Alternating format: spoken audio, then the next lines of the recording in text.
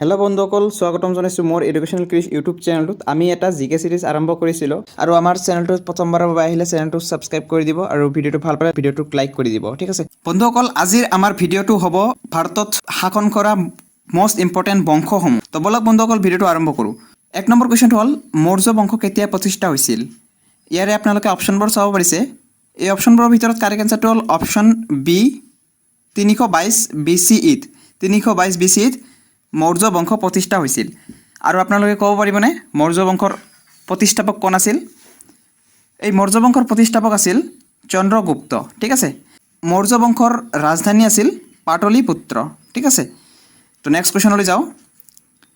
2 number কুৱেশ্যনটো দি আছে নন্দ বংশ কেতিয়া প্ৰতিষ্ঠা হৈছিল? আপোনালোকে অপশ্যনবোৰ চাব পাৰিছে।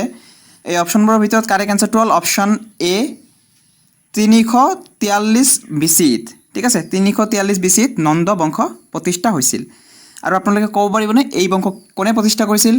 মষ্ট ইম্পৰ্টেণ্ট কুৱেশ্যন হয় এইবোৰ। ঠিক আছে, আপোনালোকে বহীত লিখি ৰাখিব, মষ্ট ইম্পৰ্টেণ্ট কুৱেশ্যন। ঠিক আছে, চাওক নন্দ বংশৰ প্ৰতিষ্ঠাপক আছিল মহাপদ্মনন্দ। ঠিক আছে, মহাপদ্মনন্দে নন্দ বংশ প্ৰতিষ্ঠা কৰিছিল আৰু এই নন্দ বংশৰ ৰাজধানী আছিল পাটলিপুত্ৰ। ঠিক আছে, নেক্সট কুৱেশ্যনটোলৈ যাওঁ। 3 নম্বৰ কুৱেশ্যনটো দি আছে যে হাৰিয়াংকা বংশ কেতিয়া প্ৰতিষ্ঠা হৈছিল? ইয়াৰ আপোনালোকে অপশ্যনবোৰ চাব পাৰিছে। এই অপশ্যনবোৰৰ ভিতৰত কাৰেক্ট এনচাৰটো হ'ল অপশ্যন বি 544 BCE-ত। ঠিক আছে, 544 BCE-ত হাৰিয়াংকা বংশ প্ৰতিষ্ঠা হৈছিল। আৰু এই হাৰিয়াংকা বংশ কোনে প্ৰতিষ্ঠা কৰিছিল আপোনালোকে জানেনে? ইয়াক প্ৰতিষ্ঠা কৰিছিল বিম্বিসাৰে। ঠিক আছে, আৰু ইয়াৰ ৰাজধানী আছিল ৰাজগৃহ। ঠিক আছে, নেক্সট কুৱেশ্যনটোলৈ যাওঁ।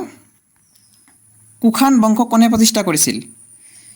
তো আপোনালোকে অপশ্যনবোৰ চাব পাৰিছে চন্দ্ৰগুপ্ত, হিমুক, কুজল, কটফিচেছ, গোপাল।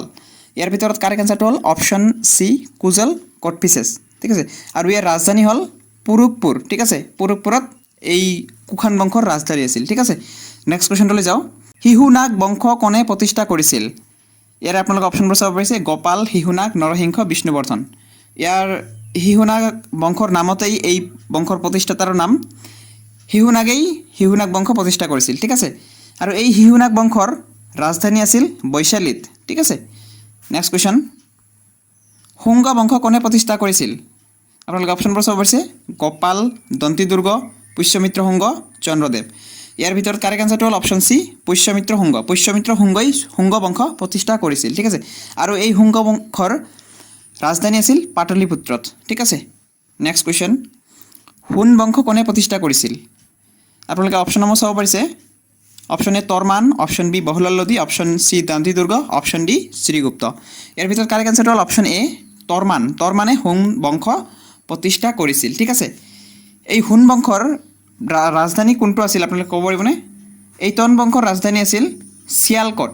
ঠিক আছে, চিয়ালকটত হুন বংশৰ ৰাজধানী আছিল। নেক্সট কুৱেশ্যনটো দি আছে খিলজী বংশ কোনে প্ৰতিষ্ঠা কৰিছিল? আপোনালোকে এই অপশ্যনবোৰ চাব পাৰিছে। এই অপশ্যনবোৰৰ ভিতৰত কাৰেক্ট এনচাৰটো হ'ল অপশ্যন বি জলালুদ্দিন খিলজী। ঠিক আছে, জলালুদ্দিন খিলজীয়ে খিলজী বংশ প্ৰতিষ্ঠা কৰিছিল আৰু ইয়াৰ ৰাজধানী আছিল দিল্লীত। ঠিক আছে, নেক্সট কুৱেশ্যন। সাতবাহন ৰাজবংশ কোনে প্ৰতিষ্ঠা কৰিছিল? আপোনালোকে অপশ্যনবোৰ চাব পাৰিছে হিমুক, ৰুদ্ৰদেৱ, বাসুদেৱ, বাবৰ। ইয়াৰ ভিতৰত কাৰেক্ট এনচাৰটো হ'ল অপশ্যন এ হিমুক। ঠিক আছে, হিমুকে কি কৰিছিল? সাতবাহন বংশ প্ৰতিষ্ঠা কৰিছিল। Next question. গুপ্ত বংশ কোনে প্ৰতিষ্ঠা কৰিছিল? মষ্ট ইম্পৰ্টেণ্ট কুৱেশ্যন হয় এইটো। ইয়াৰ কাৰেক্ট এনচাৰটো হ'ল অপশ্যন এ শ্ৰীগুপ্ত। শ্ৰীগুপ্তই গুপ্ত বংশ প্ৰতিষ্ঠা কৰিছিল আৰু এই গুপ্ত বংশৰ ৰাজধানী ক'ত আছিল আপোনালোকে ক'ব পাৰিবনে? এই গুপ্ত বংশৰ ৰাজধানী আছিল পাটলিপুত্ৰত। ঠিক আছে, নেক্সট কুৱেশ্যন। চল বংশ কোনে প্ৰতিষ্ঠা কৰিছিল? চল বংশ প্ৰতিষ্ঠা কৰিছিল বিজয়ালয়ে। ঠিক আছে, ইয়াৰ অপশ্যন এ টো শুদ্ধ উত্তৰ।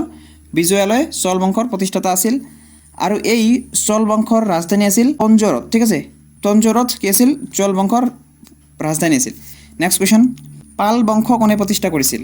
আপোনালোকে অপশ্যনবোৰ চাব পাৰিছে জয়সিংহ, গোপাল, ব্ৰহ্মপাল, বিম্বিহাৰ। ইয়াৰ ভিতৰত কাৰেক্ট এনচাৰটো হ'ল অপশ্যন বি গোপাল। গোপালে পাল বংশ প্ৰতিষ্ঠা কৰিছিল আৰু এই পাল বংশৰ ৰাজধানী আছিল মুংগেৰত। ঠিক আছে, মুংগেৰত পাল বংশৰ ৰাজধানী আছিল। Next question. মোগল বংশ কোনে প্ৰতিষ্ঠা কৰিছিল? এইটো মষ্ট ইম্পৰ্টেণ্ট কুৱেশ্যন হয়। মোগল বংশ প্ৰতিষ্ঠা কৰিছিল বাবৰে। ঠিক আছে, বাবৰে প্ৰতিষ্ঠা কৰিছিল মোগল বংশ আৰু মোগল বংশৰ ৰাজধানী আছিল দিল্লীৰ আগ্ৰাত। ঠিক আছে, নেক্সট কুৱেশ্যন। ৰাষ্ট্ৰকূট বংশ কেতিয়া প্ৰতিষ্ঠা হৈছিল? আপোনালোকে অপশ্যনবোৰ চাব পাৰিছে এই অপশ্যনবোৰৰ ভিতৰত কাৰেক্ট আনচাৰটো হ'ল অপশ্যন ডি দান্তি দুৰ্গ ঠিক আছে দান্তি দুৰ্গই ৰাষ্ট্ৰকূট বংশ প্ৰতিষ্ঠা কৰিছিল আৰু এই ৰাষ্ট্ৰকূট বংশৰ ৰাজধানী আছিল মান্যক্ষেত্ৰত ঠিক আছে মান্যক্ষেত্ৰত ৰাষ্ট্ৰকূট বংশৰ ৰাজধানী আছিল নেক্সট কুৱেশ্যন চন্দেল বংশ কোনে প্ৰতিষ্ঠা কৰিছিল তো আপোনালোকে অপশ্যনবোৰ চাব পাৰিছে এই অপশ্যনবোৰৰ ভিতৰত কাৰেক্ট আনচাৰটো হ'ল অপশ্যন এ নন্নুক ঠিক আছে নন্নুকে চন্দেল বংশ প্ৰতিষ্ঠা কৰিছিল ঠিক আছে নেক্সট কুৱেশ্যন সংগম বংশ কোনে প্ৰতিষ্ঠা কৰিছিল আপোনালোকে অপশ্যনবোৰ চাব পাৰিছে এই অপশ্যনবোৰৰ ভিতৰত কাৰেক্ট আনচাৰটো হ'ল অপশ্যন বি হৰিহৰ আৰু বুক্কা ঠিক আছে হৰিহৰ আৰু বুক্কাই সংগম বংশ প্ৰতিষ্ঠা কৰিছিল আৰু এই সংগম বংশৰ ৰাজধানী আছিল বিজয়নগৰত ঠিক আছে নেক্সট কুৱেশ্যনটো দি আছে চৈয়দ বংশ কোনে প্ৰতিষ্ঠা কৰিছিল আপোনালোকে অপশ্যনবোৰ চাব পাৰিছে খিচ খা আদিল শ্বাহ হছন গংগু বাবৰ ইয়াৰ ভিতৰত কাৰেক্ট আনচাৰটো হ'ল অপশ্যন এ খিচ খাই চৈয়দ বংশ প্ৰতিষ্ঠা কৰিছিল আৰু এই চৈয়দ বংশৰ ৰাজধানী আছিল দিল্লীত ঠিক আছে নেক্সট কুৱেশ্যনটো লৈ যাওঁ 18 নম্বৰ কুৱেশ্যনটো হ'ল